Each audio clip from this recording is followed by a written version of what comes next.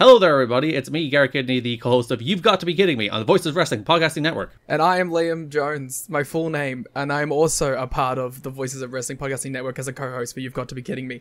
We are a TNA history podcast that covers TNA 1 month at a time. We cover all the drama, all the matches, all the Vince Russo nonsense you could ever want in your life. Have you heard of TNA? I bet you have, but would it be funnier if two people made jokes over it the whole time? Probably. So if that sounds like fun to you, check it out on this very Voices of Wrestling Podcasting Network, and Liam will do bits and whatnot. I should probably remake the show intro, too. This podcast is a member of the Voices of Wrestling Podcasting Network. Visit voicesofwrestling.com to hear the rest of our great podcasts, as well as show reviews, columns, opinions, and updates across the world of wrestling. Competition starting to get thick, it's the click, so I hope you watch your A-game. A-man, no lame, from the track when we unite and spit, this is an A-game, better bring your A-game. Competition starting to get thick, it's the click, so I hope you watch your A-game. A-man, no lame, from the track. Hey now, it's the Mike and JD Show, and I'm your host, Mike Gilbert, and I'm joined as always by JD, by God Oliva. How you doing, JD? I'm all right. I'm just looking at all this stuff because you changed the logo unilaterally, and I'm like, oh, I got to change the video intro. We got to put a new banner up. We got to do this and that. It's a completely different color scheme now. Yeah. Well, we don't have to be in a hurry because they did do it kind of on a whim, and I'll tell you why. You did. Yeah. I just kind of did it without notice or anything. So. And here's why. And I actually wasn't planning on debuting it until Rich asked for it, because he saw that I was playing around with the new logo. I was watching one of my favorite 49er podcasts. It's a Bay Area sports reporter named Larry Krueger, and he's on KMBR. He does like a YouTube channel out here or out in San Francisco, and he was using the same Canva template that we had been using. And I was like, oh, that's kind of annoying, but I'm not too upset by it. And then I saw like 2 or 3 more on YouTube using the same damn Canva template that we were using. I was like, okay, I got to get something to go completely original. I can't be having everybody use the same template. That just gets on my nerves. So I switched it all up, and but I really like the way it looks. That's the problem with templates, is that there's nothing original about them, and anyone can do them who has access to, well, Canva in this case. And Canva is just like Photoshop for, amateur hour. So, it is what it is. You're talking about me, sir. Yes. For years, I've been using Canva because I don't know how to use Photoshop. In fact, in order to resize the photo that we use, I sent it to my wife, who does know how to use Photoshop, and to get it 1400 by 1400 to get to Rich. I do do a podcast with a guy who's like a literal Photoshop expert. I'm gonna say, I actually teach this for a living. That is literally my job, is I teach kids how to use Photoshop. I use it every damn day. And I'm like, he didn't tell me about any of this stuff. I had no idea. Yeah, but can you teach a 41-year-old master sergeant how to use Photoshop? Mike, I could teach anyone to use Photoshop because all of my lessons are available on Google Drive, and all I have to do is give you access to all my files. Shoot, we might do that. I can't believe you haven't asked me for this over the last couple of years. I would have just given it to you. Yeah. But hey, guys, we got a jam-packed show today. Believe it or not, a lot has actually happened. We're going to rehash some stories, but we got some updates on some of the biggest stories that we've been covering for a while. And when we get updates like this, we need to bring BJ Bethel on from SC Scoops, because he's been covering the WBD TV deal, the Janel Grant case. He's been covering everything. But before I bring him on, I do want to put him over, because John Oran from the Sports Business Journal, he's from Puck now. He used to be SBJ. He's now part of Puck. In his latest newsletter, he confirmed essentially the WBD deal is done with AEW. But what was most interesting about it, and the reason why we're talking about it again today, is that he confirmed that basically the $170 million per year that had been floating around the internet by BJ Bethel is essentially accurate. That he said it's in the ballpark of what he's heard as well. There's a lot going on with that. So let's go ahead and bring on BJ Bethel. What's up, BJ? Hi guys, how you doing? I hate Canva too. I can definitely tell which one of you is the film guy. Now I got to redo the intro. Now I got to redo this. But I've heard this a million. This is why I don't touch anything at work that has anything to do with graphics. I'm a disaster at it. But thanks for having me on, guys. It's great. I want to thank you because that number that is now being floated publicly showed up in our personal DM thread about 2 months ago. So turns out somebody's got good sources. Well, yeah. I meant us. We have you. We have good sources. You're our source. Thank you. I mean, what I initially heard was, by the time this is all panned out, and from what I gathered from the deal, 170 was going to be what they would get. That would include what they have now on TV, plus streaming content to max. Now, what that ends up being in the end all be all of things, I don't know. I think there's going to be a pay-per-view component to this. I think that's going to come as they start moving that onto the Max platform and making that available, because right now they don't have the ability to do that. But the 170 million, that's kind of been in the ballpark. I've heard, during all of this, I've heard anything from 160 to 200 by the time they're done. Obviously it's huge money. It's huge for them. This is, this is a 2% gain over their previous contract. This makes them profitable. They got some really good years out of this, 3 years guaranteed plus a 4th year option. Their last couple contracts have been 3-4 year deals, so this matches with that. I think a phenomenal job by them, and that was the numbers I was hearing pretty early on. That was kind of what I think they both sides pretty much knew what they were going to be at early. I think it was just where things were going to end up and what was going to get shown. Where is going to all depend on what ends up getting where. And the hardest things in these deals is like, okay, how do you calculate what streaming's worth? How do you calculate what pay-per-views are worth? Things like that.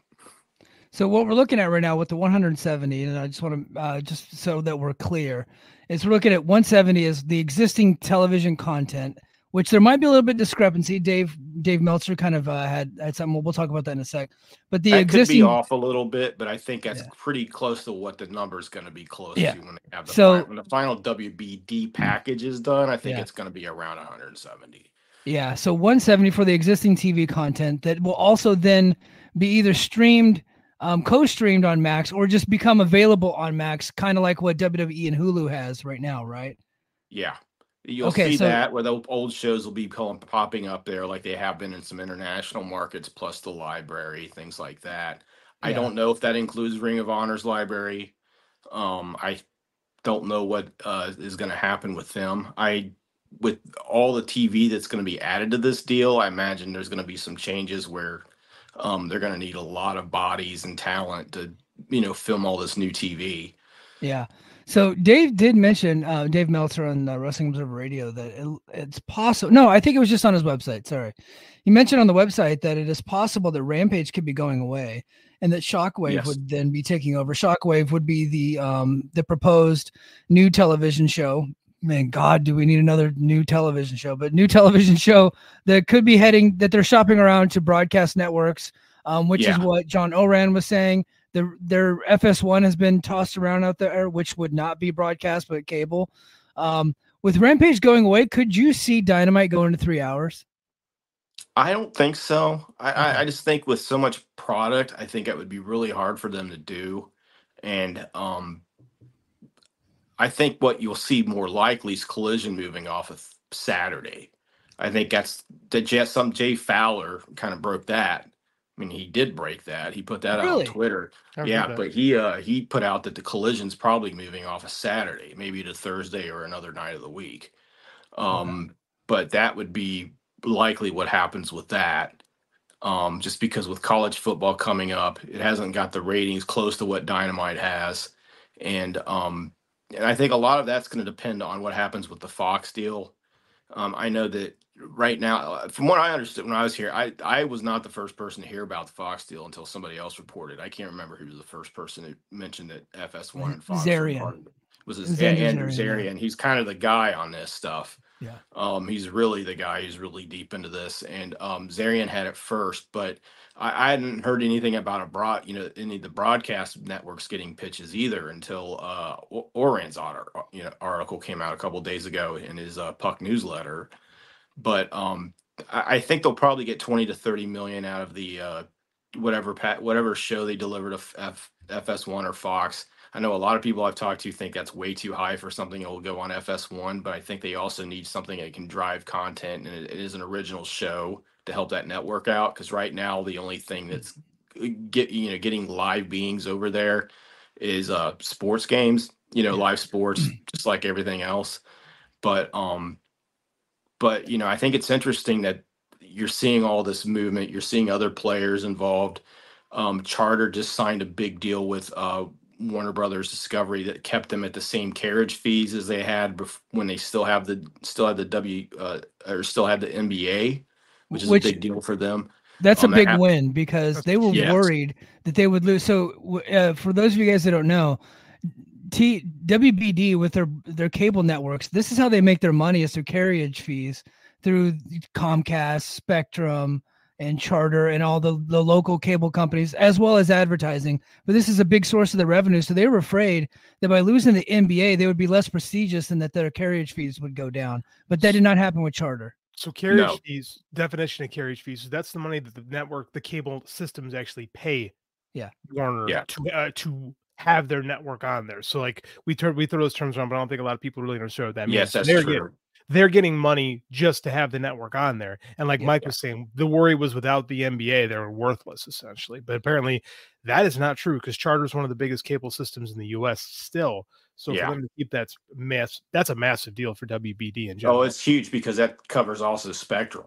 Mm-hmm. Spectrum's owned by Charter. And it just, how I learned it, somebody explained this to me one time, is you pay your cable bill, and that money goes in your cable bill, goes to the companies that are the channels on your cable network. So that's what the carriage fees are. So them getting the same value that they had for having the NBA, that's a huge deal for them. So that was a big win for WBD. I think that's good news for them, especially as they're trying to attract. They're trying to work with other networks. I kind of like this deal, how they're trying to work with other networks on trading sports leagues around, trading games around, trying to get involved in the college football playoff. I think that's a good thing that they got going. I also think that I like the way they've done the how they've handled kind of the post I keep saying TNT when I say NBA, but how they've handled kind of the post NBA deal with this, where they've been kind of aggressive. They're signing, they got AEW under wraps. They're looking at getting the Big East basketball. They're going to be showcasing it on True TV. They're not shying away from sports and trying to get into reality shows or something like that. They're actually rebranding True TV to be TNT Sports for, in the prime time hours. So, and all this works really well for AEW. Yeah, absolutely. And because, as we've been saying, everybody felt that when the NBA left WBD, that those channels essentially would not fold, but they would take a big hit. Now they still are going to take a big hit. Like Big East basketball is nowhere near as popular as the NBA, but still, they're leveling out. They're not completely giving up on live sports, and I think that's a good sign for those channels, but specifically for AEW. Now with the pay-per-view component with Max, it looks like you're probably going to get either like live rights or next day rights to all the TV shows. Now, with the pay-per-view component, I think Sean Ross Sapp was the one that said that he believes that would be a separate deal altogether, kind of like what WWE did with Peacock, how Raw and SmackDown are with USA. That's a separate deal, but the pay-per-view right deal with Peacock is completely separate. Now, we're looking at them doing a separate deal and the pay-per-view is just being part of your Max subscription, or are they looking at possibly like doing individualized pay-per-views on the Max platform like they do on BR Sports, or is we talking about a next level sports tier on HBO Max, which is what I think people have been thinking is becoming, or do we not know yet? I don't think we really know yet. Yeah. I think there's a lot that's going to evolve out of this. It's not, the deal starts in January, and they've been selling. The way you can kind of tell they knew this was done was that they've been selling us for a while for two advertisers, for a long time that they've been selling Dynamite and Collision. But I think you're going to see pay-per-view. It'll be more like maybe Bleacher Report moving to Max, where they'll move their pay-per-views off that into Max, where then the pay-per-view thing that they do, the tier, will be there. That's what I think it'll be. I just think right now it's just too, I don't think they can come to a number where they can kind of like see it. And it's like, okay, how do we calculate what future pay-per-view values will be, or how much this is worth? Because, as with buy rates, excuse me, I've been kind of under the weather today, so my throat's kind of giving me some talking issues, but I think it's more along the lines of like, okay, this could be evolving, but right now I think the plan would be if they get pay-per-view capability on Max, you would start seeing them just moving that from Bleacher Report to Max, which would be a great thing for AEW because there's a lot more people with Max than BR Report. Yeah. Or Bleacher Report. And I think also it would also have all the other streaming content on there and things like that, where you'd be able to watch old Dynamites and old Collision shows and old pay-per-views.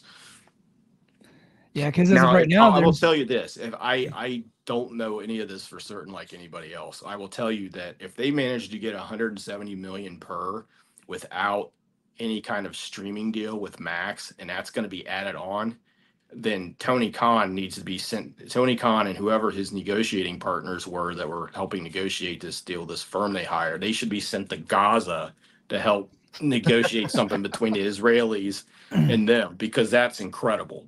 I mean, that would be an incredible get for them. I mean, you're talking about a deal that was probably worth about 70 to 90 million. They've doubled that without any streaming. I mean, if what SAP's reporting, and I think Oran may have reported something the same thing. If they got that kind of deal without the streaming element, that's fantastic. And that's without Fox being added. That would be one hell of a deal for them. So we'll see what happens. Here's where I'm at with this: it's like this perception war that they've been losing for more than a year now. Like, this is a tremendous victory for everyone involved over there. Tremendous victory. Oh, this is huge. This guarantees the survival of the company almost for years to come. Yeah, for years to come. And this is like what's wild is these grifters are going to keep moving goalposts because they have to. Like they're so committed to the grift right now. So this is what's fascinating to me is that they've succeeded. Fox essentially let's be real. Fox canceled SmackDown. They did not renew the contract. They can't. That's a cancellation, right? And if they were to pick up AEW in any way, shape, or form, that's just a massive, massive win. Oh, just public relations wise, this just public PR wise, it would be a huge victory for them, and it would put them on such another level as a company where where people still in media reporting call them second tier. You can't call them that anymore. And I mean, even if you're kind of not, I mean, I don't think they're second tier at all. They're definitely big leagues. They've always been big leagues. You don't do the things that they've done and not be big leagues. You don't put 80,000 people in Wembley if you're not big league. You don't pay that's just the ignorant of the wrestling business. But I've heard some dumb comments. I don't even know where they were associated with. One person was like, I think was commenting on a deal and said they didn't understand it because who needs AEW when WWE's now better and healthier. I know exactly what you're talking about. Yeah, I don't know who said it, but that was the dumbest thing I've ever heard in my life. It was Brandon Ross. It was Brandon Ross from Lightshed who said it on Pollock and Thurston. And Pollock and Thurston typically are have some of the soberest takes in the rest. I've never heard of Lightshed or Brandon. Yeah, because they're not wrestling media. That guy is more of like a generalized combat sports. He was there to talk more about the TKO stuff, and they're asking him AEW questions.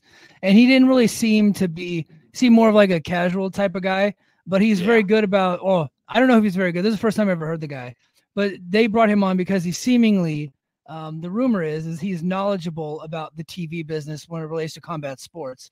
And so the comment was, if you're a WWE fan and WWE is good again, why do you even need AEW? That's the way that I took that comment.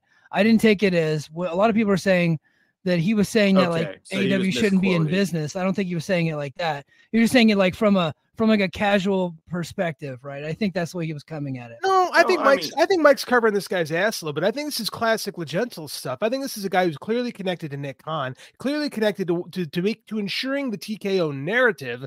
And I think that Pollock and Thurston gave him a platform with which to push some WWE PR, because what he actually said was that the company was so bad 5 years ago under Vince, because that's WWE mantra right now is bad man gone. Everything good now. Yeah, so they're trying to push that for sure. So he's questioning why it's necessary to have an AEW, because this is the problem. Like we've talked a lot about where TKO is bitching about AEW overvaluing contracts, specifically with Swerve and the offer to Daniel Garcia. They don't like it. TKO doesn't like the fact that there's another company that is now legitimately successful. I gotta say, I'm really surprised that TKO and Triple H do not like the fact that a black athlete and another one whose last name's Latino got very good, high-paying deals. That seems to fit kind of into the narrative of how they operate. BG, are you insinuating that a man that wore the Iron Cross on his gear for 20 years might have some issues? Yeah, I mean, just the Booker T feud and some of the other Latino wrestling deals you've seen, having a whole, you got Psychosis, who's one of the greatest luchadors that ever lived, riding a John Deere lawn tractor around, going up and down the ramp. I mean, they called him Juan Deers, by the way. I don't know if you guys remember that.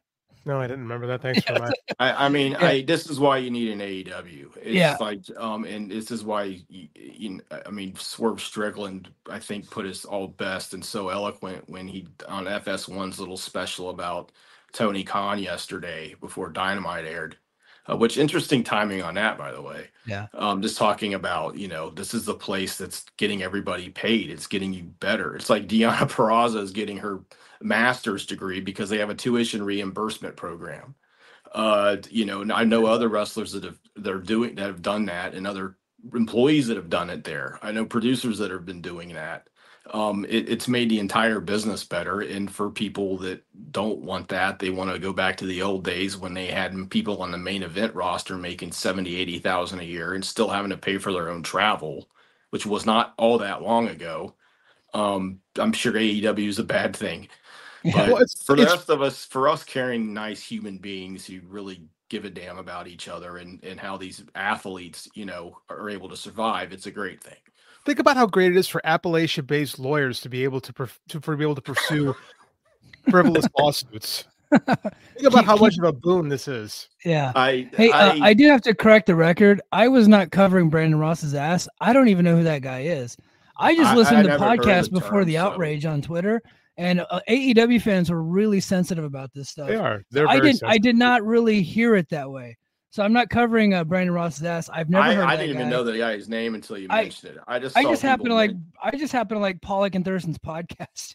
I do too. Usually, I was just listening to Brandon and John are fantastic. And people were coming after Thurston a little bit too, because Thurston said that they're getting this deal despite the fact that they've cooled down as far as popularity and perception goes, and people are coming after him like that. Guys, that's true. Mm-hmm. He didn't say a single thing that was wrong. Like they have cooled down quite a bit. I thought the same thing Brandon thinks in that regard, because I was like, this is really going to hurt them ratings wise with the slippage. But luckily my sources were on the TV side of things, and they were telling me, well, they were putting a lot of this in perspective. They're the ones that have been telling me the numbers on this. If I had to guess at what the numbers on this deal would have been, I would have guessed 140, 150.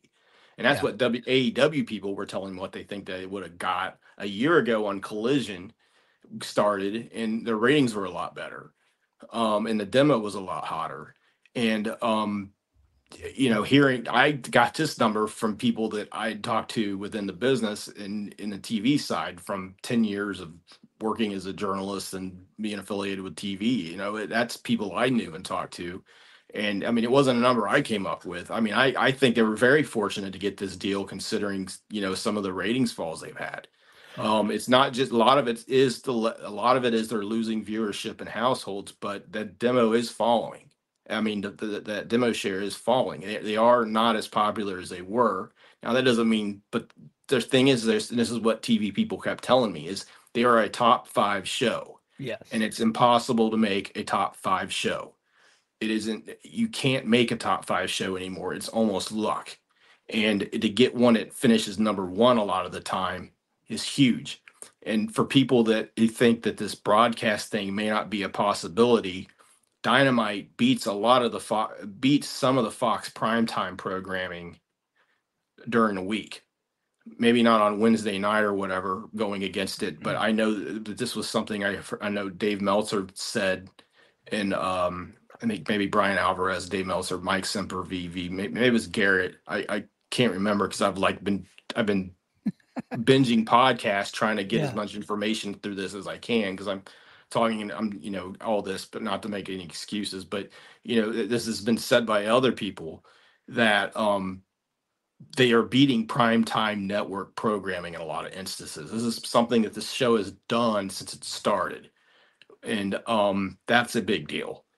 And another factor to that is that their advertising their advertising demographics are so much better fitted for network than what WWE's are. That makes them also a little bit more attractive. Plus, they're cheaper. Cheaper is a big key. They're going to save a lot of money with AEW. Yeah. Here's the thing that AEW fans have, I know, because they're super sensitive. You have to look at this like this. Yes, your show is a lot less popular than it was, and it's still got a big deal. That's a win. That's a huge win. Don't get all up in your panties about that. Yeah. Be proud of that. Hey, we didn't have a great year, and look what we did. That's awesome. Brag about that. I think to me, the thing that I'm concerned about, I like it when I wish they had bigger crowds. To me, that's the sign of the gates are a bigger issue, I think, than the ratings right now. I miss the big crowds they had where all the lights are on and you hear and people. I remember when Danielson was talking about this and Ruby Soho, your AEW moment, when you come in for the first time as a surprise and you get that blasting loud ovation that people hadn't heard since Nitro or ECW was around, and wrestlers were really into that. I want to see those kind of crowds again, just as a fan, Yeah. My care about the ratings is just I want WWE and AEW's ratings to be big enough that they can stay around. I want to look at something from a historical point of view.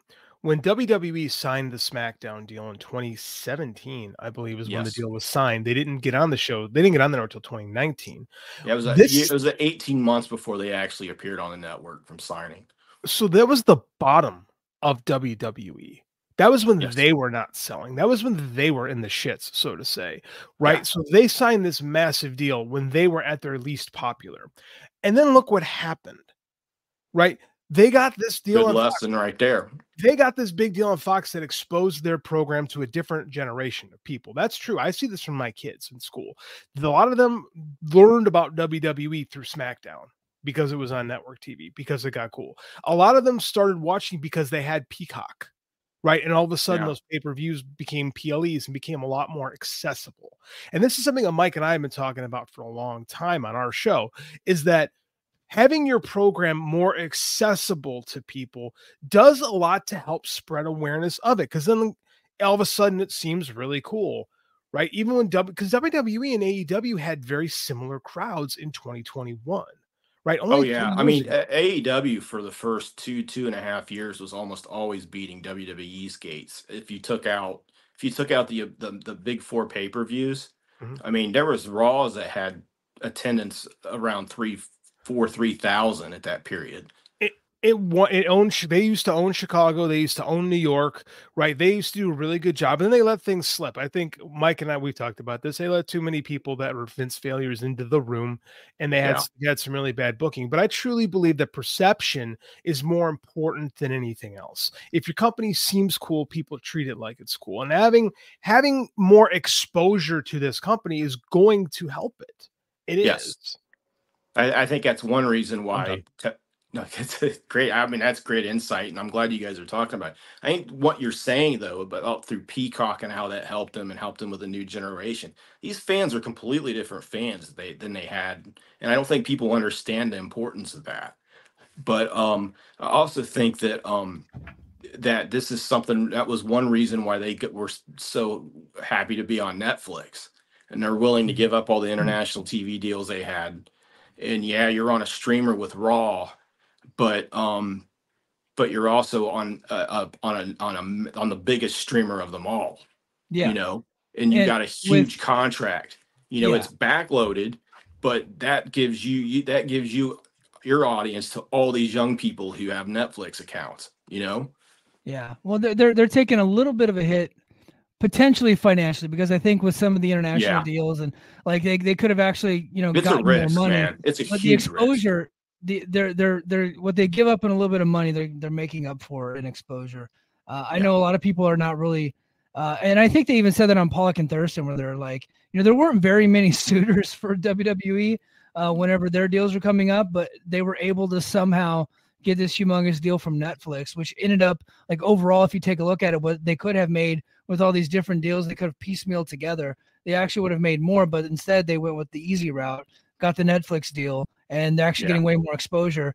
JD's absolutely right. The WWE being on Peacock exposed them to a whole new audience. I think that's been very beneficial, which is why I still contend to this day that all the pay-per-view Max subscription service, I think that would absolutely grow AEW's business. They might take a little bit of a hit up front on the pay-per-view business, but I think they'll grow because of it. That's if Max is not paying premium dollar for whatever it is, 8-9 pay-per-views a year. But if they're somehow able to get a good dollar figure amount for each pay-per-view, I think doing 12 a year on Max would absolutely grow that product and take it to another level. I agree. Yeah, well, especially because it's also international, because Max is in 100 million countries or something like that too. And this is and the other backside of this is WWE going to Netflix has been talked about a bunch, but them going to Netflix takes them out of a lot of international markets where they had deals that AEW is going to slide into. Yeah. So overall, this is working out really good for AEW. The biggest concern out of the two TV deals I see, because I know a lot of people think that 3 years isn't a long time. I think 3 years in this media market, guaranteed with a fourth option at double, maybe more, I think is fantastic. I think that's with a win-win WWE, for the both problem is that sides. so much I agree. What's that? I think that's a win-win for both sides, because if you're looking at it from AEW, they're getting almost, they're getting double what they were getting for 3 years. They're locked in. And if you're WBD, if AEW's popularity continues to sink a little bit, you're not tied to them for very long. You're not locked into a 5 to 10 year deal like Netflix is with WWE. And if you do cancel them at some point, you'd ultimately have to pay that contract out if you cancel them early. So this way, you 3 year deal, and if it doesn't work out, it doesn't work out. So I think it works for both sides. Mm-hmm. Oh yeah, definitely. It's good. So while we got you here, BJ, I was playing on Twitter, and I follow News Nation. That is that's the news channel that I actually watch, because I feel like they're very down the middle. They're very down the middle that news channel, and I don't think any other news channel is.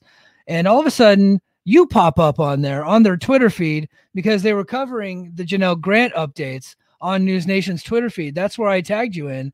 You were on News Nation's Twitter feed this morning, and I think they actually aired some of it on their channel. So News Nation's BJ Bethel is here on the show, everybody. No, I'm just kidding. I'm not.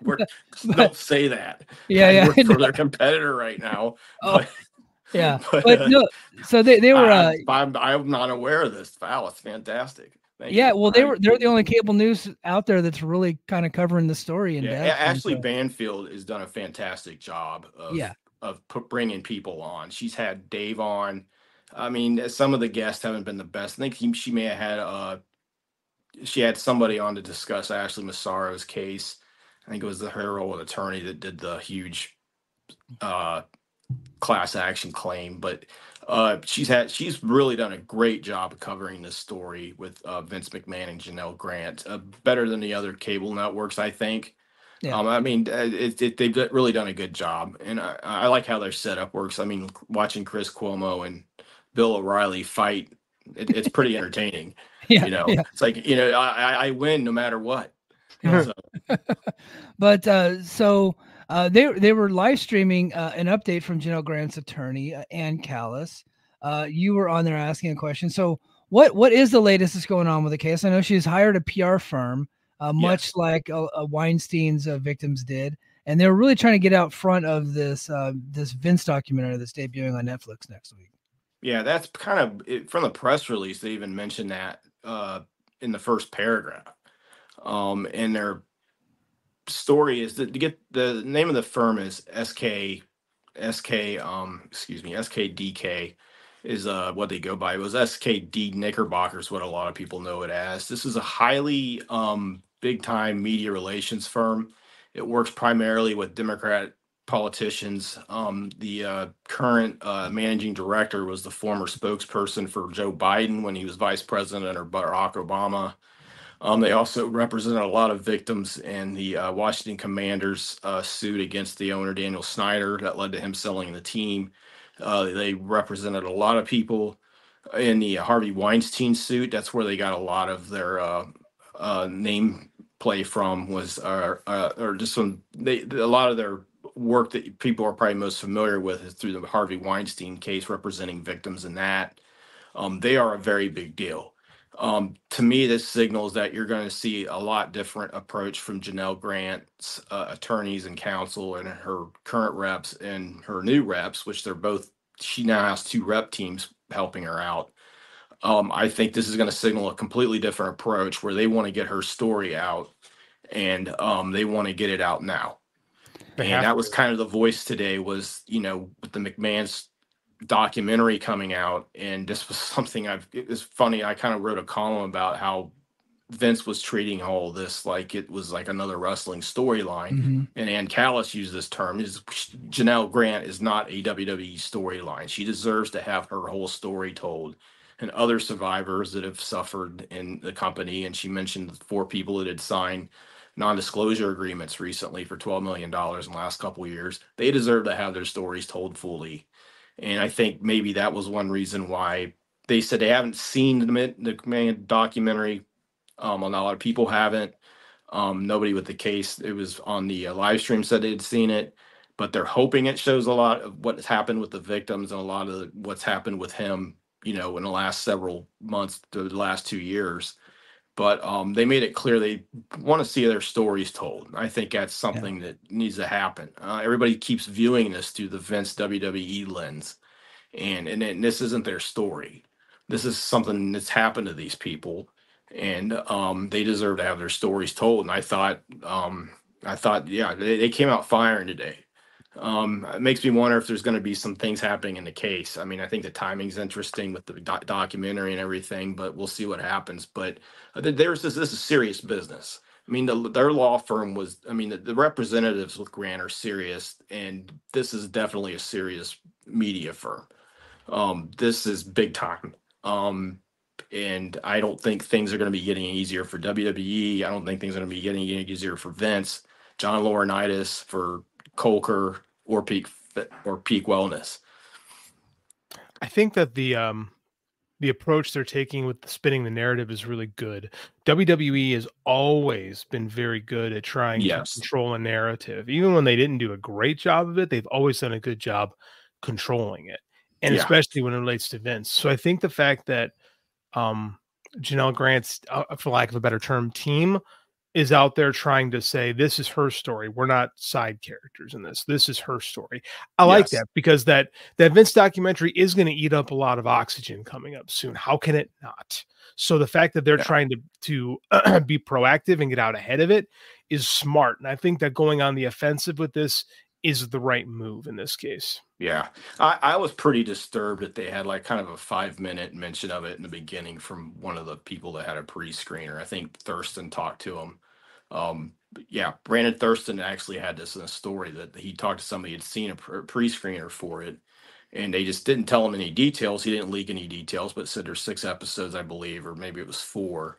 And there's 5 minutes mention of the sex scandals in the beginning, one of the first minutes, for 5 minutes in the first episode. Then the last episode is dedicated to the scandals. I'm just like, I just found that kind of really distasteful.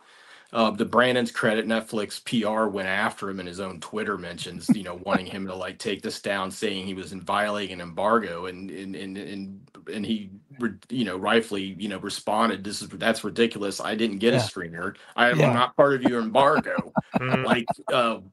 It's like, I didn't do anything here. I mean, he could have probably wrote it out word for word if he got the report. They can't do anything to him on that. That was just that did not show me good faith from Netflix that this is going to be on the up and up. I don't know what they get out of actually. I don't know what Netflix is getting out of actually showing the documentary. I don't know either. If I were them, I would have just sold the damn thing to another streamer, to like fucking Paramount. Yeah, sell to Amazon or something, you know. Yeah. Plus, this is the problem: is what's Netflix now? They're going to be the main carrier of WWE Raw for the next 5 years. So that's tainted. Who else is involved in this documentary? Bill Simmons, noted massive, huge WWE fan, whose Andre the Giant documentary was, basically a fiction. About how, Hogan's worried that Andre's not going to do the job, Yeah, sure. Yeah. It's there's just a lot of problems with this. I haven't seen it. I'll give it a fair chance. But I know that they've interviewed, I know Dave Meltzer was interviewed before and after the scandal broke. So I trust Dave very much to say, what's I thought Dave said that he did not get interviewed after the scandal broke. And in fact, oh really? I was of the impression, now I could be wrong. And you guys feel free in the comments or whatever, correct me. But I got the impression that nobody was interviewed afterwards, although they did try. They sent feelers out to Janel Grant's team to be interviewed for, but that never came to fruition. Yes, that was something. They didn't really interview anybody afterwards. I sent feelers out to Steven Spielberg once. It never, it didn't really mean anything. Yeah. But I think they didn't get any other wrestlers or other personalities to appear after the scandal broke. They couldn't get anybody to talk after that. I do believe that Dave came back and did some interviews with them for Matt. I'm pretty solid on that. Okay. I think they got some other people. I think David Showman, he's supposed to be a wrestling historian. He only David Schumacher, whatever his name. The guy used the fiefdom word during. He described territories as fiefdoms on the Andre the Giant documentary, and I'm like, Jesus Christ. He's a ringer guy. He does. Yeah. He does. I mean, the ringer. I mean, ringer's like Ryan Satin North or something. I don't know. I don't get. I mean, it's totally ridiculous how they even approach the wrestling business. There's little to no curiosity about it. It's watch Mike and JD. Don't go to the. Thank you. Well, I'm gonna watch clip Mike that. and JD. Don't go to the Ringer ever. Mike and I know some of those guys at Ringer, and I hate to bury their stuff, but they're just WWE fans. And what they're not wrestling fans. They're not wrestling fans. They're WWE fans, and they're very happy to toe the corporate line because then you get all those WWE perks, and you get the legental blessings. He genuflex in front of you. Legental. Like you get treated legently. Like that's mine. I'm claiming that one. That guy, man. Somebody was posting yesterday ripping them, and I guess they were talking about Janel. They're going to have a huge press conference about this thing, and all these Ringside News posted it. It's like they're part of the Legental Mafia, I guess. Whatever. I've emailed the guy asking for comment. He's never sent me anything. I got to say, I'm totally surprised that he's never sent me anything asking for questions. Asking me Shocking that he doesn't want to talk to you, man. I mean, I don't know why WWE hasn't ever want to talk to me. I did send the only time I've ever really, everyone's like, you just want a job in a business. I'm like, hell no. I've covered this thing for 20 years. You think I'd want to work in this business? Here's the thing, though. People say that to everybody to disarm the argument. If you are against the WWE machine, clearly you just want to be a part of them. So you're angry that you're not a part of them. So that's why you're mean, because you just want to be in. And you're they think that, and they're like, that'd be my dream, working for WWE. And I'm kind of like, yeah. Have you ever met anybody that used to? It's like, have you ever met anybody that used to work for WWE? Why would I want that life? Like, that was a miserable life for a lot of people. Ask anybody. I mean, I know people who still feel it's the end all be all. I mean, but that number is shrinking huge. I mean, the wrestlers, the people joining wrestling training camps today, for the last 10 years, they're joining them not because they wanted to be John Cena. They joined them because they wanted to be Shinsuke Nakamura. They wanted to be Hiroshi Tanahashi. They wanted to be the Young Bucks. They wanted to be Dean Ambrose / John Moxley. They wanted to be, they wanted to be Okada. That's the guys who are training today. That's one reason why you're seeing college athletes getting pulled in the WWE system, because they're not brainwashed into thinking that WWE is the NFL of pro wrestling. Well, in some ways it is, but it's not the only. It's like trying to say that there's only one genre of film. You know, you only have action movies, or you only have rom-coms, or you only have horror movies, you know, or you only have westerns. It's pro wrestling is different, and you know they've lost that war, and especially after this deal's done, they've lost it completely, and it's just listen to these people. It's just like I did send a job application as a joke once. I was noticing we were getting when I was at TWMP News about 20 years ago. The guy who ran a site, Kevin Romano, who's got one of the craziest 9/11 stories ever. He lives in Brooklyn, but he kind of gave me my start writing for his site. We were both a couple dumb kids, and but he noticed at noon around lunchtime we were getting all these like traffic from WWE domains, like WWE.com's domain coming in and looking at the news, and so I just like made a fake web. They were hiring screenwriters at the time, and I tried to make a screenwriting thing based on my writing at TWMP and sent them a bunch of clips of columns I wrote, like basically about Katie Vick and stuff, just as a kind of as a troll. Because I knew they were reading my stuff. I thought it'd be funny. And I was like, okay, well, I'll send this application. It was back when it took like 2 hours to send an application and through something or through an email. But that was the only time I've ever done anything as far as like as a work was as a gag. And I only showed it to the guys at the website. They thought it was funny.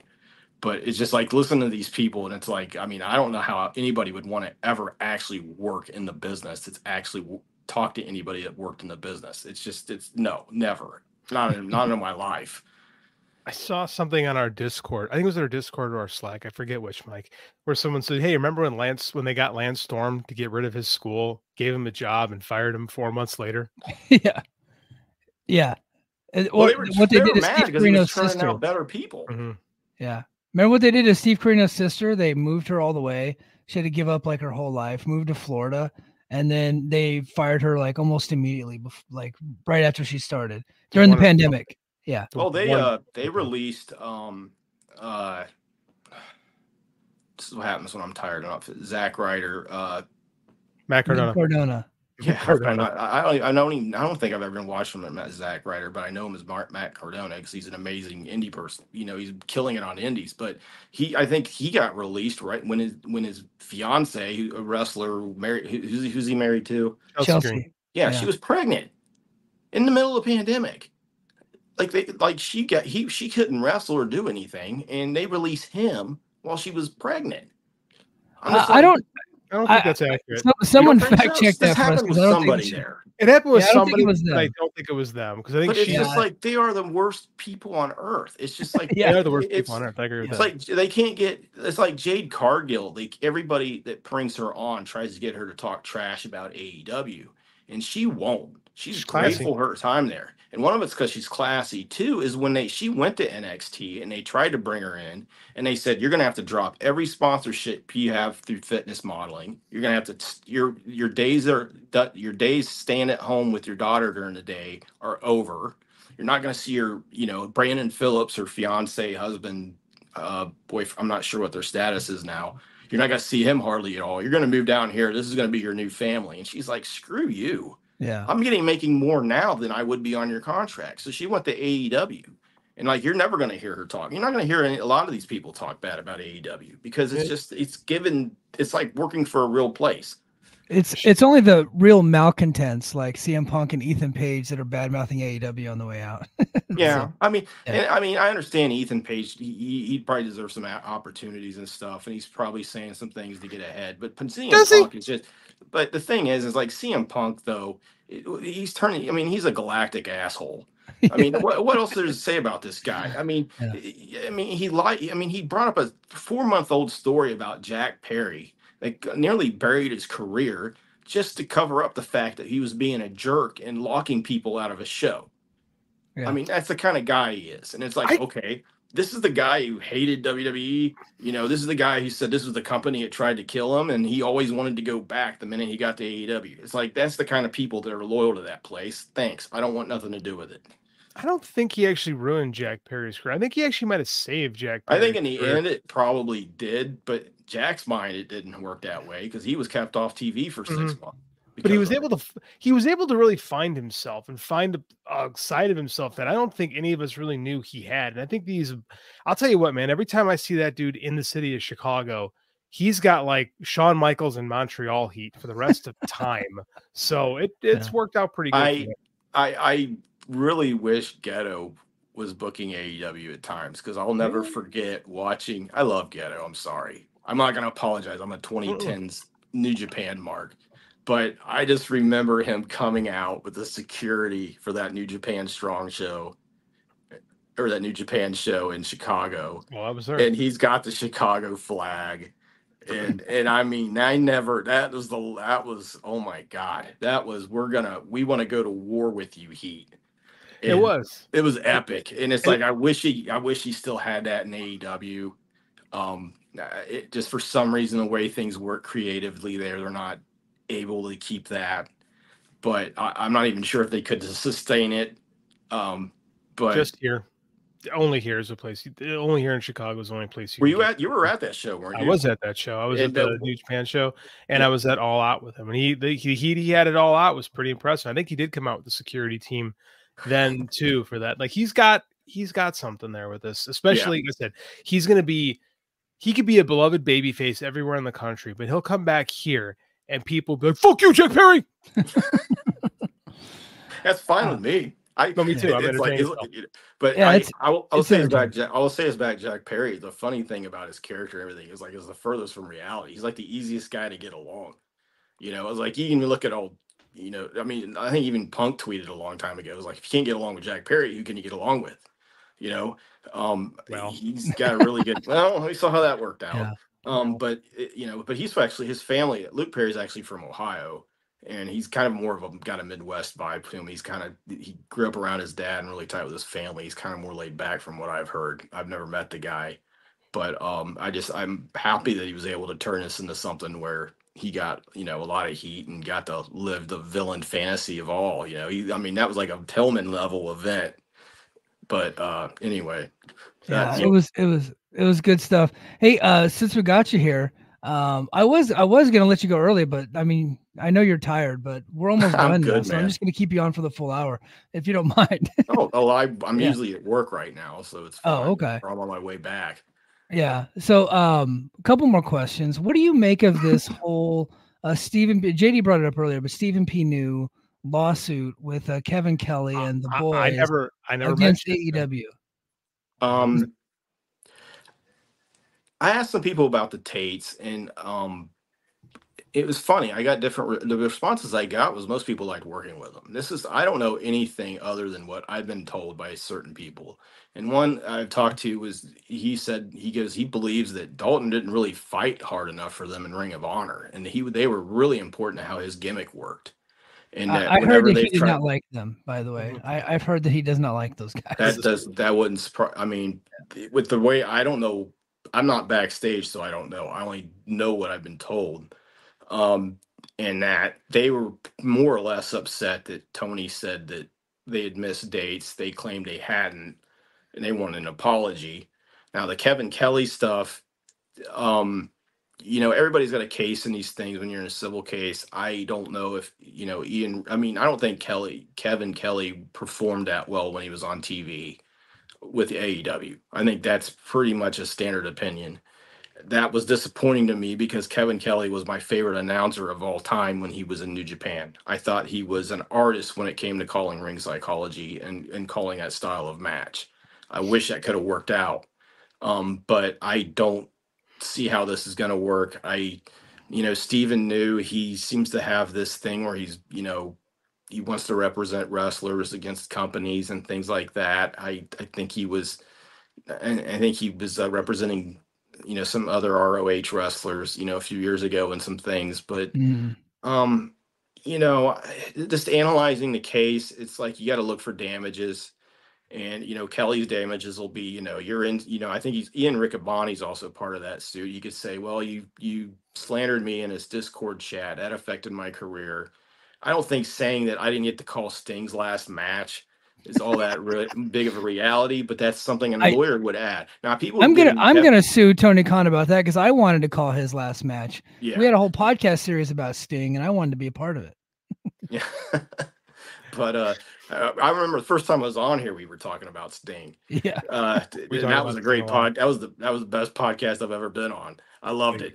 No. But it was us ripping people that hated Sting. Yeah. I'll do that all day long. Yeah. But it goes to whatever the judge finds in the damages and things like that. I mean, I don't think Kevin's case is as strong. I mean, what they'll have, I mean, whatever comes down for evidence, I think it's going to come down with the Tates is like, okay, can you prove that you showed up for these dates and that he didn't slander you when he said you weren't showing up for dates and that's why you were fired? Yeah. That's what it comes down to. But at the same time, these contracts they're basically at will if you violate them in certain ways. And I don't know if they've done that. I know Kevin was very vocal on Twitter before he was released. That could possibly affect his case. I don't know. But looking at it through the civil lens, which is you're looking at injury. How did this person injure you? And can the court bring relief to you? And what it is these guys are saying, Tony slandered us. He said we didn't show up for our dates. That's for our reputation. We need relief, aka money. Well, and they're also saying, challenging the independent contractor rule, saying that that they were released, they were fired, and they shouldn't have been fired, and they're owed the rest of their contract money. I believe that's what they're trying to do by challenging the independent contractor rule, which, as we all know, the independent contractor wrestlers are absolutely employees. Okay. Yes. WWE controls your entire life when you work for them, and AEW less so, TNA less so, but they should still be employee status. Yes, they should all be employees. I mean, I agree with that, but as an independent contractor, as an employee, when you're fired, you're fired. You're not owed the rest of your contract, whether you're an employee or an independent contractor. It depends on what the contract. It depends on what the contract says, because if you have a contract, if you're not fired for like a good cause, then you're owed the rest of them. You have to do a contract buyout at that point. Depending on what the contract says, none of us know what it says. Usually there's some kind of discovery. If there's a firing without cause and the contract ends early, usually you'll have lawyers that go to arbitration and they'll argue for some kind of settlement, and that's what happens. That's what they want.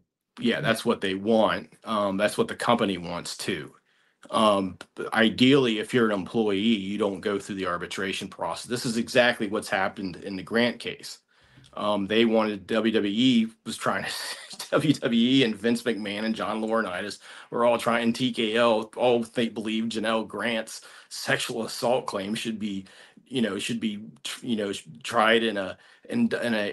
by the rules of her contract and in an arbitration hearing, like you would if you were arguing for vacation days. So it's, to me, the case. We'll see what happens. I don't know News record for getting people. I haven't really followed him that much. I don't know his record as far as success in lawsuits. I know he was involved with a few clients in West Virginia and was part of the opioid claim there. But other than that, we'll see what happens. I just think that the independent contractor rule has to go in pro wrestling. I think it's time for it to go. Maybe that's something with money that Tony will feel comfortable doing. Yeah. Or if they're going to keep it, because they like a lot of companies aren't going to be able to, like TNA, for example, is not going to be able to afford to be able to have all their talent as employees, right? Paying health insurance, doing all this stuff. So, but in that company specifically, they can basically work anywhere with very few exceptions. They can work wherever they want with a few exceptions when they're not working the contracted dates. With AEW, you can work some indie dates. They have more control over your indie dates. They have control over what you can do on those indie dates. And then they do have some places that you can't go. Like you can't go and work for WWE. Or if if there's like an enemy of one of their friends, you probably don't want to work for them either. And then there's certain people that won't lose. The real abuser of it, and I know you're coming up to it. Yeah. So if they're not going to be employees, then they have to be like, hey, when you're not like a plumber, like, hey, you can't tell your plumber, like, hey, if you're working on my house, you can't work on my neighbor's house because he's an asshole. Like, you can't do that. So it has to be something like that where they're like, okay, well, when you're not working our dates, you're free to go do whatever you want. You can have your OnlyFans page, you can have your podcast, you can do TV, you can do movies. AEW is pretty open. TNA, Ring of Honor, CMLL, whatever you want. I mean, but the independent contractor issues have really come up with WWE and WCW back in the days. And what's really kept it from ever getting to court and going long enough is it's just so expensive. It's hard to get wrestlers to be able to buy in that long and not just take the settlement. Yeah. And WWE's really been the one that's kind of, they're more traditional in the way they handle it. They don't handle it like AEW does, where, hey, if you want to work some indie dates, depending on who you are and the kind of contract you have, you can go do that. I mean, John Moxley, I think, has worked for every indie in the country while he's been under contract. Yeah. But to me, this is not really the best case to try the independent contractor status with. There's just other issues involved with what happened here, and we'll see what happens. I think I wouldn't be surprised if both guys end up in TNA or MLW, something like that. I should say both guys, but I don't think the boys are coming to TNA. I think they had an opportunity and it didn't work out. MLW probably, but or NWA maybe, but NWA would make more sense because NWA does a lot of tapings in Nashville anyway, and I think that's like where they're from. So okay, that would make. But I don't see TNA at that point. Hey, you're in Ohio. Are Haitians eating your dogs? Damn it! You took my joke. They're eating our dogs. They're eating our cats. Yeah. I've been writing a lot about this on Twitter, and as usual, when I start opening my mouth, I go viral. Yeah. And I even had some people at work talking about it because I'm like, BJ used to know a lot about Springfield. Let me tell you about my story with Springfield and the Haitians. About 2 years ago, I was working at a TV station, and it wasn't working out for me. And I went and took a job at a local warehouse job, and it was in Springfield, Ohio. I went over there, and about a quarter of the workforce in the warehouse was Haitian. Almost all of them spoke decent English, pretty good English. I could have conversations with them. They actually showed up for work, and I never seen one bring a cat or a dog in for lunch. And that's just an outright vicious, terrible, horrible lie. And some cultures eat dogs and cats, but guess what? One of them's not the Haitians. Yeah. And this is just such a horrible situation because they're now having bomb threats called in from Governor Mike DeWine. He's the governor of Ohio. They're getting most of these bomb threats are coming in from overseas, most likely probably Russia, at least my guess. I called his office and tried to get them to tell me, and they're like, no, we're not identifying the country. But it's they're under all this pressure. They're getting bomb threats. They're adding Wittenberg's universities there. It's really solid. I think they're Division II college program as far as football and sports go. They're having to cancel games because of this. So you got seniors that are losing out on their career. You got people that are scared. Now you got Vivek. I can't even pronounce the idiot's name. He's from Cincinnati and he ran for president for 5 minutes. Vivek Ramaswamy or whatever his name was, holding a town hall. Whatever this jackass is. He's holding a town hall there tonight. And then, Trump says he's going to come in the next 2 weeks. And it's like, this is after the mayor came in and said, look, we don't need any presidential candidates coming here right now. We're under the gun because of you. And it's a terrible, horrible thing what's happened there. And, and JD Vance, I've been in a room with the guy once, and to me, he's kind of the tech bro-ish, really super awkward to be around. I read his book when it came out. I identified with a lot of his background, what he talked about in his book, but man, he turned out to be rotten. I mean, just to admit you lie about something like this and pour this kind of heat on a town that's an hour away from your hometown, an hour away to do something like this, the people that have never done a thing to you, where almost every one of these migrants are legal, 98, 99%, where none of the things you say are happening are true. The crime rate's down in Springfield, even with more people there. They're trying to say STDs are up. Those are down. It's pressing the system because there's more people there, but that's natural. And yes, people should have helped with that. But this is just flat out the worst kind of Father Coughlin, David Duke nonsense you can imagine. And it's just seeing this happen so close to a place where I have a lot of friends and where I've worked at and where heck my band practiced there every week for a long time. Just it's heartbreaking. And I've reported a lot on Vance. I think his total background and he's not a very good guy. His career is going to be over when he loses this election.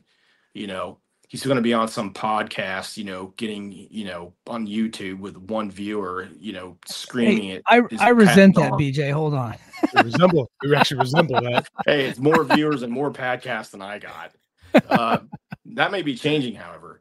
But just JD Vance is just, no one in Middletown even likes him. I can't find anybody in Middletown. They'll vote for him and they support him, because he's not a Democrat or whatever. But like Rob Portman was considered the biggest rhino in Ohio, and Middletown is extremely, extremely conservative. Yeah. And Rob Portman beat a former Democrat sitting governor who was popular by 60 points in Middletown in the two counties that make up that area.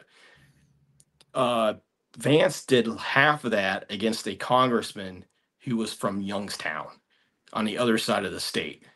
That tells you everything you need to know about JD Vance, is how his hometown feels about him. And I can understand why. Yeah, and for those of you listening, and I know we kind of took a turn into politics a little bit. Wow, did we go off? Well, and that's completely my fault, by the way. I got BJ wound up, which was by design. But it's not that hard to do. But BJ is a legit reporter for a legit news organization there in Dayton, right? Is where you're at? I'm working in Cincinnati now. Oh, you're in Cincinnati now. Okay. Yeah, I'm in Cincinnati. But I'm out of Dayton. I've reported in Dayton for years. I mean, I've had tons of stories in the Springfield newspaper. I mean, my friend was an editor there. One of my best friends, came out of there. I'm really, my media company owned that paper. They were sister publications with the paper I worked at. And this is a very artistic town. The Gish sisters from silent film era were two biggest stars in the world at one point are from Springfield. Braxton Miller's from Springfield. Trey DePriest from Springfield. There's hundreds of professional wrestlers that are from Springfield. There's hundreds of jazz artists that are from Springfield. John Legend, he's from Springfield. He's die-hard Springfield. When their football team is when he gets time, he takes his private jet and zips out to wherever Springfield's football team's playing at so he can go watch them. And he'll drag Chrissy Teigen with him.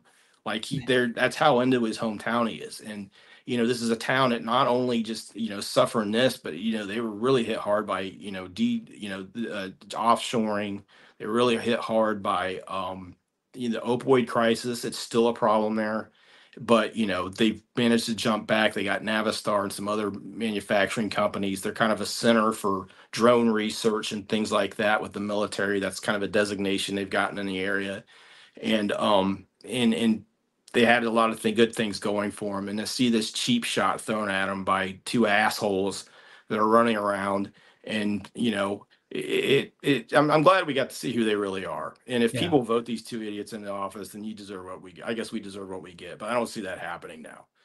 All because he got baited by Kamala Harris about crowd size. He starts going off about, eating cats and dogs like, some lunatic running around naked in the street, whatever, and it's just a sad situation. And it's personal to me. I mean, I live real close to there. I mean, the 11-year-old boy they talk about who got killed in the car crash, it was an accident. I've driven on and out down that road dozens of times. I've been past that same intersection, but just what's happened to that city is just, it's bullshit. It's a scandal. And frankly, you want to talk about slander. You want to talk about things like that. You want to talk about class action suits. I think the city of Springfield, I think the people living there have one against, the two people that are causing these problems. 100%. That's my JD, take on you it. had something? I was going to say, between Vance and the butthole from New York, it's a really rough time to be named JD. Yeah. Yeah. Not a good time for JDs. The Gentle crew has had a rough couple days, man. Hitting the crossfire left and right here. Hey, before we close it out, did you guys watch Jericho versus Orange Cassidy last night? This will be the last topic. Yeah. When you guys were watching that match, were you just sitting there like thinking to yourself, what would it sound like if Judas was a country song? Did that ever cross your guys' mind? No. Well, if they did cross your mind, I have you, JD. Here's what it would sound like if Judas was sang by Waylon Jennings. Here we go. You are beautiful on the inside. You are innocence personified. And I will drag you down and sell you out. Run away. I am cold like December snow. I have carved out the soul made of stone. And I will drag you down and sell you out. Wait till the chorus is. Embraced by the darkness, I'm losing the light. Encircled by demons I fight. What have I become now? Now that I've betrayed everyone I've ever loved, I pushed them all away. And I have been a slave to the Judas in my mind. Sorry. You are the master of AI. I'll give you that. Michael, I need you to tweet this and tag Chris Jericho. I did. I need you to find the Web is Jericho guy. Yeah. He has to hear this. Like, we have to. Yeah. If our show does nothing else for the rest of its existence, this needs to be heard by Chris Jericho. I need this in my life. I need it. I did. I tweeted him. I tagged him multiple times and nothing. But a couple of days ago in the TNA thread on the Voices of Wrestling Discord, they were I can't remember. Somebody was saying like, oh, TNA now needs like a hipster to come out and hit people with ukulele since they don't have Jeff Jarrett anymore. And someone said, oh, they can just bring in Jack Johnson. And then somebody said, well, what would it sound like if Jack Johnson sang My World? So I made that, and Jeff Jarrett retweeted it, and the My World account retweeted it. So it's gotten like a couple thousand views. So that's been kind of nice. And then after I did that, I don't know why I thought this. I was like, because I'm an idiot. Let's be honest. So I was just sitting there like, what if Judas was a country song? And like no other sick human being would think of something like this to me. I'm the only idiot. Jericho hates country. He's not going to respond to that. I know, but did you? That's why it's great. I'm going to retweet the video. You guys go look. I made a little thing on iMovie on my phone, and I there's a picture floating around the internet of Jericho dressed as a cowboy. So I was able to put that on a background that said. Oh, Judas. I saw that when you put it out, and I saw it at work last night, and I believe it was last night, correct? Yeah, it was last night. And I saw that, and I'm staring at it, and I'm also getting ready to get into a busy chunk of my evening, and I'm looking at this thing, and I'm like, I know if I click this, I'm demolished the rest of the night. You are. Everybody's going to be looking at me, knowing that I'm not working right now because I'm laughing. Yeah. So I let it pass. I'm glad I did, because then I got to hear it with you guys. But I just, oh my God, if that doesn't, I'm ready for Skynet just to kill all of us after hearing. Look, I fully acknowledge that AI is completely evil. Yes. I get it. However, you owe Chris Jericho an apology. It does make for fun bits for the show. Sure does. My brother, I should tell you, when ChatGPT started, he was running different wrestling storyline scenarios and spamming them to Reddit. And one of them was Ric Flair asks, it was a 1992 wrestling storyline of Ric Flair asks Attorney General Janet Reno out on a date at a bar. Yeah. So his way of fun of having with AI was to do that kind of thing. And I got to say, you did a better job of that. You at least made some music, but I don't want to tell you what the other thing was like, but it's, a lot of people are finding some fun with it. I'm glad. But I'll probably be out of business in another couple of years, but yeah. Wow. Judas in my mind. BJ Bethel, where can everybody follow your social media at? You can follow me at BJ Bethel Tweets on Twitter, and please revisit my past appearances on the JD Leva and Mike Gilbert podcast. JD and Mike, you guys are great. I love being on here. Thank you. And Thank you.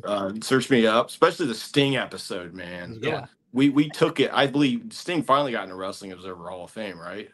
He did, yes. I don't know if it was because of us, but I'm glad that we did that episode. I'm taking credit for it. I'm taking credit for it, even if it happened before we did that episode. Doesn't matter. It's ours now. Yes, we own that. You're welcome, Sting. But But yeah, you can follow me at BJ Bethel Tweets on Twitter. That's usually where I'm at. And you can, yeah, that's about it for me as far as social media right now. And you can also read his work on SE Scoops. And Yes. then and what's the are you allowed to name the paper that you work at Cincinnati or no? I'm gonna keep that private. Okay, yeah, no biggie. So you can read his wrestling stuff at SE Scoops. He's always got a couple stories going on up there. And Yeah, as always, if you guys want to about Nigel McGuinness, there's a column on Nigel McGuinness I wrote. I was actually covering HWA Developmental when he was there. Oh, cool. And I talk about a really funny angle that happened with him that I think they were trying to work everybody, and they did a great job of it. And Nigel's a brilliant guy. I'm glad to see him wrestling again. Also, you can get the latest on Janel Grant and what's happening with that. We wrote about that today too. So Cool. thanks for having me on, guys. You're wonderful, and you two the best. Thank you. And it's always a privilege. Thanks, BJ. Everybody go to patreon.com/the Mike and JD show. That's where you can get all of our premium content. I think I put up like 3 stories this week, just covering all the news. No original news, but just kind of commenting on what's going on in the world. Quoted BJ Bethel, of course, with the big TV story with AEW. Also, Brace for Impact this coming up Saturday. We got a lot to talk about there. One other thing news in the TNA world. One thing, well, all you jackasses in June who said I was lying, I bookmarked every single one of your replies. Yes. I'm about to go Jay and Silent Bob Strike back. Yes. Not really, but I just thought it'd be funny to say. You are the ones who are the ball lickers. Jay and Silent Bob I just love that movie, and I had to think of a way to throw it in there. But yeah, guys, thanks for having me on. You're thanks, hilarious. BJ. I don't know if I'll forgive you for what you did to Judas, but thanks for having me on. It's been. Is there something left for me to say in the wreckage of my life? My life.